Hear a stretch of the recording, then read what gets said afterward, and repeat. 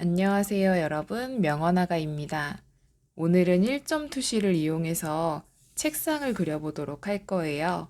오늘부터 책상, 침대, 그리고 창문, 방 안, 이렇게 해서 나중에 방 전체를 그려보는 활동을 계획해 보고 있어요. 그러니까 하나씩 천천히 한번 해보도록 해요. 오늘의 주제는 1점 투시를 사용해서 책상 그리기예요. 1점 투시이기 때문에 점 하나를 찍어서 여기를 소실점이라고 지정해 줄 거예요. 내 눈이 있는 위치고요. 여기에서 보면 이런 식으로 약간 지저분한 선들이 보이시죠? 이거는 일부러 이렇게 그려놓은 거니까 왜 그런지는 그리면서 설명드리도록 할게요. 1점 투시의 특징은 한 면이 전체적으로 다 보이는 거라고 했어요. 그래서 기준이 되는 한 면을 잡아줄 건데요. 우리가 보통 책상을 볼 때 이 내 눈보다 위쪽에서 책상이 있는 걸 보는 건 흔하지 않죠. 뭐 방 청소를 하거나 이런 경우니까요.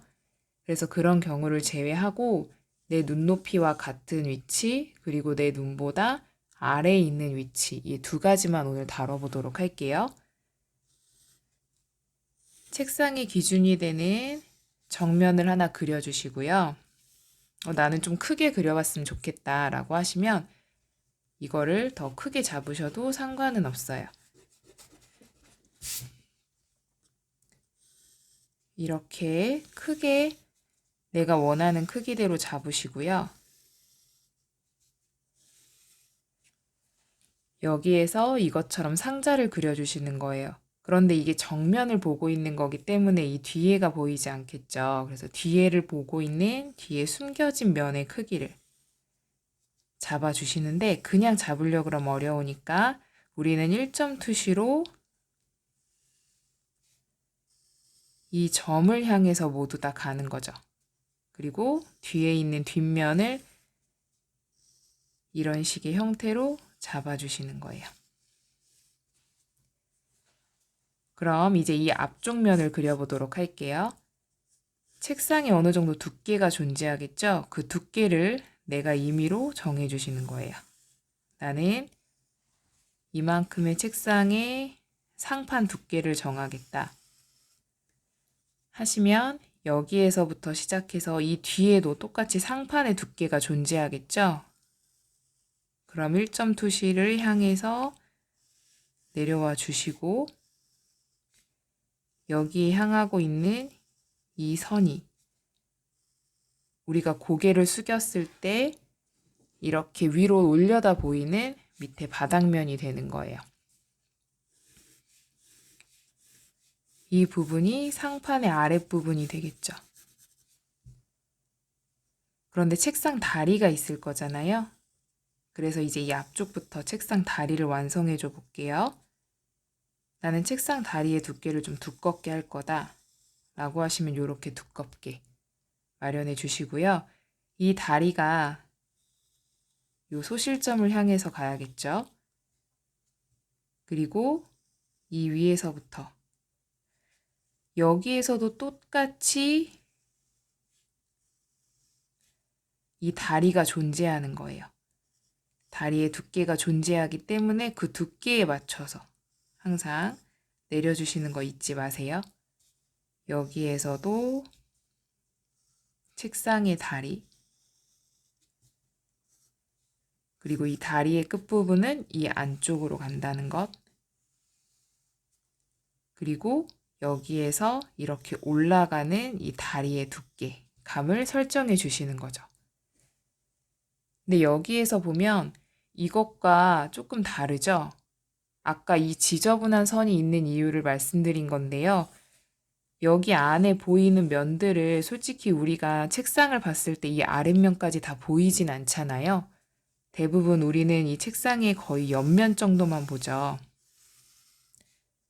그래서 상판의 두께를 이 정도로 크게 뺄 거예요. 왜냐면 우리가 의자에 앉거나 했을 때 이 책상의 두께가 밑면이 다 보이는 경우는 거의 없으니까요. 이렇게요. 그래서 책상의 옆면, 그 안에 숨겨진 다리, 그 안에 숨겨진 다리. 그리고 우리 눈에 보이진 않지만 이 안에도 다리가 존재하겠죠?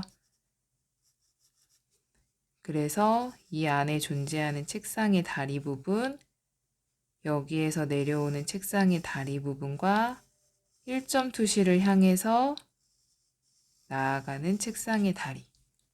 여기다 다시 해볼게요. 이 책상 다리 부분이 여기 1점 투시를 향해서 가는데 이 같은 선상에서 이 앞부분에 있는 책상 다리 말고 뒷부분에 있는 책상 다리가 보이게 되는 거죠. 그래서 그 책상 다리의 라인을 같이 잡아주시는 거예요. 여기랑 같은 라인으로 책상 다리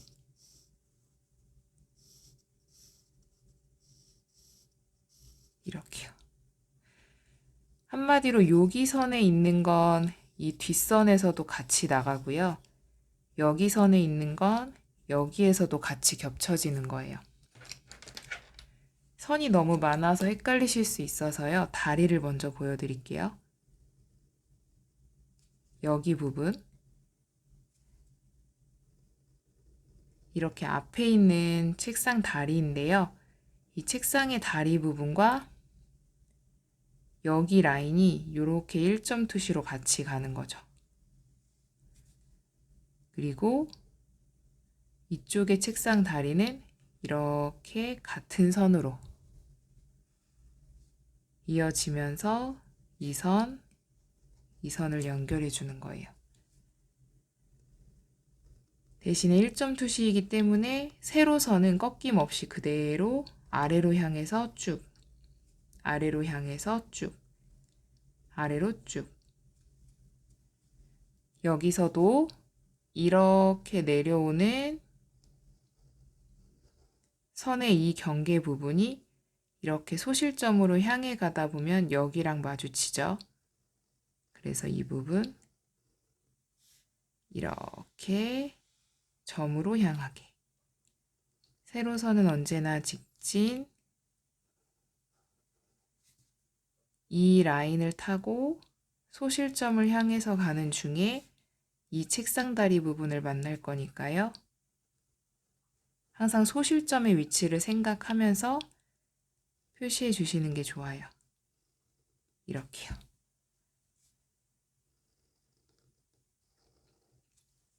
그리고 가장 위에 있는 상판을 그려주시면 책상이 완성된답니다. 상판을 일부러 좀 크게 잡았어요. 왜 그러냐면 우리가 카페에 가거나 집에 있을 때 거의 이 바닥면을 보는 일은 거의 없어서요. 그럼 이번에는 얘의 응용으로 우리 눈의 아랫부분에 있을 경우에를 한번 그려보도록 할게요. 나는 여기를 조금 더 실감나게 하고 싶다라고 하시면 솔직히 이 책상 다리 아래 부분은 이런 식으로 그림자를 주시면 더 아랫부분 같아 보이거든요. 그럼 이번엔 내 눈의 시선보다 아랫부분에 있을 때를 한번 그려볼게요. 방법은 똑같아요. 뭐랑 똑같겠냐고요? 1점 투시를 그리는 직육면체 그리기랑요. 화면에 다 나와야 되기 때문에 이 정도로만 잡아볼게요. 그리고 1점 투시니까 이 점을 향해서 가야겠죠? 상판의 위치를 잡아주시고 여기에서도 상판의 위치를 두께로 표시해 주시고요. 너무 두꺼워지면 다리가 아예 안 보일 것 같아서 약간 요렇게만 정할게요.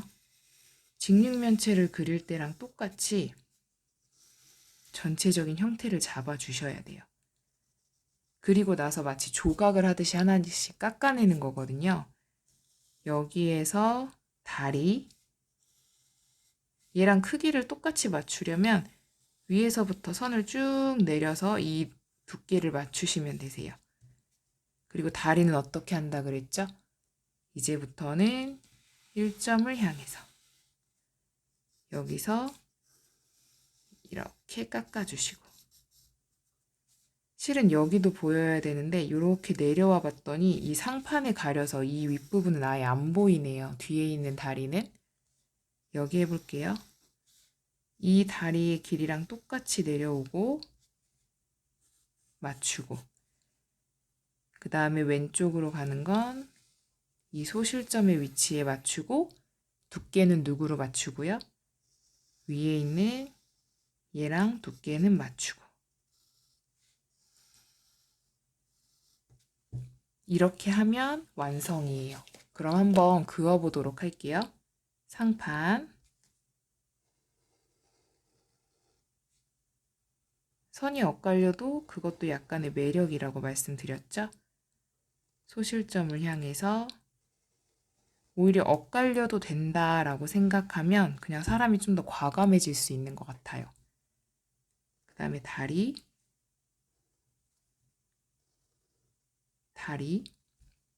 이 방향은 소실점의 방향에 맞춰서, 다리, 소실점의 방향에 맞춰서, 이렇게 하면 모두 완성되었어요. 그럼 한번 보기 깔끔하시게 제가 한번 지우개로 지워볼게요.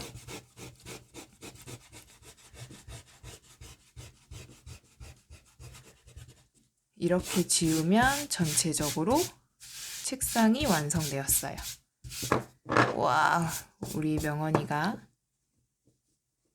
이렇게 화면에 잘 나올 수 있도록 잡아보도록 할게요.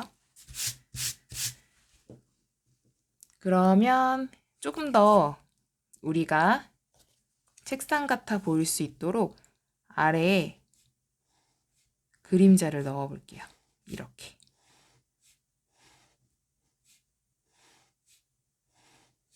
그러면 이 아래 그늘이 진 것처럼 보여서 조금 더 입체적으로 보이실 거예요. 여기는 이 부분만 살짝 해볼게요. 이렇게요. 이 부분도 이 아래는 다 그늘이 지는 건데 지금은 이런 식으로만 완성을 해보고 그 다음에 조금 더 특별한 색칠을 위해서 오늘은 마카를 준비했어요. 마카의 종류가 궁금하시면 나중에 제가 영상으로 담아보도록 할게요. 펜 드로잉을 할 때는 마카랑 정말 잘 어울리는 것 같아요. 색연필도 나름 어울리긴 하는데요. 마카로 칠을 하면 조금 더 빠르게 이렇게 칠할 수 있고요. 색연필은 또 색연필 나름의 연필 느낌이 있어서 그 느낌도 각자의 취향에 따라서 조금씩 다르니까요. 오늘은 마카로 칠하는 모습을 한번 보여드릴게요. 이렇게. 아랫부분도 한번 칠해 보도록 할게요. 오늘 책상을 연습해 봤어요. 책상을 연습해 본 다음에는 침대도 해볼 거고요. 또 다른 종류의 가구들도 해보면서 방안 채우기를 할 거거든요. 그러니까 오늘 영상을 꼭 복습해 주시고요. 혹시 영상을 보시다가 궁금한 점이 있으시면 언제든 댓글로 남겨주세요. 이렇게 채색을 하는 마카의 종류 등이 궁금하실 때도 댓글로 남겨주셔도 되고요. 그러면 영상으로 항상 담아보도록 할게요. 오늘 영상이 유익하셨다면 구독, 좋아요, 알림 설정까지 부탁드릴게요. 그럼 우리 다음 시간에 만나요. 안녕.